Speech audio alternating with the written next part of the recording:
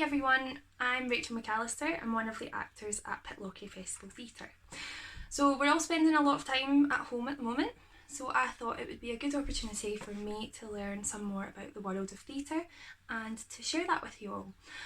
So I'm going to be doing a series of little videos going through different writers throughout the ages. So what you might know them for, how they've stood the test of time, and what I've found interesting about them. So hopefully it'll be something new for you and you'll enjoy learning along with me.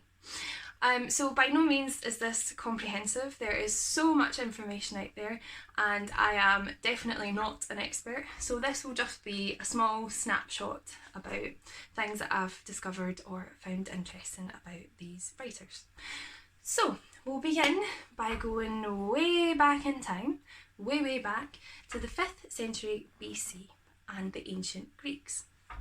So to give you a bit of context, at that time the Greeks had a really impressive and advanced civilization.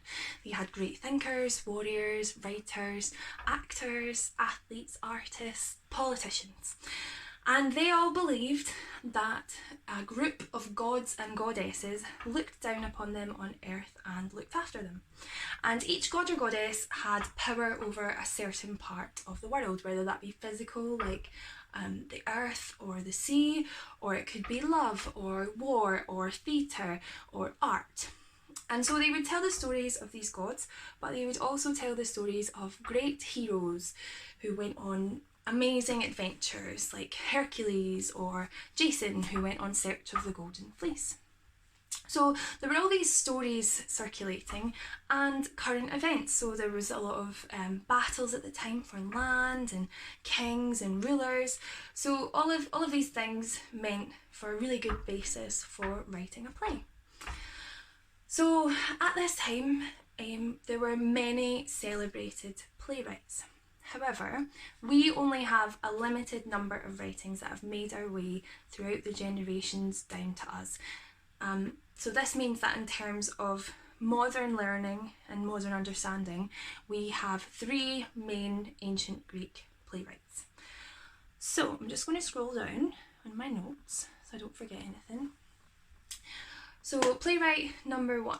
So the pronunciation of this name is quite difficult. I've had to look it up from several sources. And the winning pronunciation is Aeschylus. Aeschylus, but it's spelled with an A. So Aeschylus wrote the oldest of the Greek plays that remain to us today. He was known as the father of tragedy, and he wrote about 80 plays, but only 7 of them remain to us today, which when you think about the time span that's went on, that's quite impressive really. So his tragedies were usually written as trilogies, but we only have 1 remaining in full. And that still gets performed today. That is the Oristia trilogy. So he was very popular in his time. The ancient Greeks used to have festivals of theatre to worship the god Dionysus, and he won competitions there 13 times with his plays. So what did he give us other than 7 plays that we know? So before him, the way that plays were structured, theatre was very new at this time. There would be 1 actor who would be acting, and there would be a chorus of people who might sing or dance or comment on what's happening, but there would be very limited contact between the actor and the chorus. So what Aeschylus did was added a second actor, and there you have dialogue between 2 actors like we have in plays all the time now. He's also thought to have expanded the art of costume. He made his actors wear more and more elaborate costumes and paint their faces and do things with their hair, and it helped them to be more visible and vivid and alive to the audience. So thanks for that. So playwright number 2 is Sophocles. So although Aeschylus was the father of tragedy, Sophocles was considered to be the master of tragedy.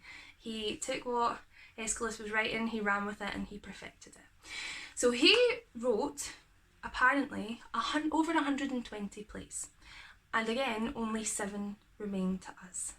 And one of which, called Oedipus the King, is considered to be the greatest of Greek tragedies. So if you've got time at home, read that. At these festivals, Sophocles won 24 times, so he was very, very popular, and apparently he was never judged below second place whenever he competed. And again, he took what Aeschylus did and ran with it. Aeschylus added 1 actor, Sophocles added 2. So now we had 3 characters that could all interact with each other, we could have conflict and resolution, and that was the basis of great drama. He also is reported to have introduced scene painting, which is the first kind of instance of any set. So the actor would get changed behind a kind of wall, and what they would do is they would drape that with a painting and make a scene. So that's what he gave us. So number 3 is Euripides. So whereas our previous 2 playwrights were really popular during their lifetime, Euripides was less so. I mean, he was still respected and they thought he was good, but he only won at the festivals 4 times, just wasn't as, exciting at the time. However, after his life, his work became highly celebrated, and 18 out of an estimated 92 of his plays have been passed down through the generations. So whereas we only have 7 plays from the other 2, we have 18 from Euripides. He was noted as the first tragedy writer to blend tragedy and comedy using central characters. So whereas if you were writing a tragedy, maybe the chorus might say something a little bit funny at some point, he was using his main characters to portray the tragedy and make you laugh, which was just never even thought of. He was also respected for his character development. He was given his characters real thoughts and feelings, and also for his use of irony. So the reason that Euripides might not have been so popular whilst he was alive was because he used myths as a basis for a lot of his plays. But he would often embellish them or change them a little bit, and that could prove quite unpopular with the people because the Greeks took their myths very, very seriously. So that's just a little bit about each of our Greek playwrights whose plays that we still perform all over the world. Stay tuned for more playwrights through the ages, and I am sure we will see how these great writers from the Greek times are still influencing us all today. See you soon.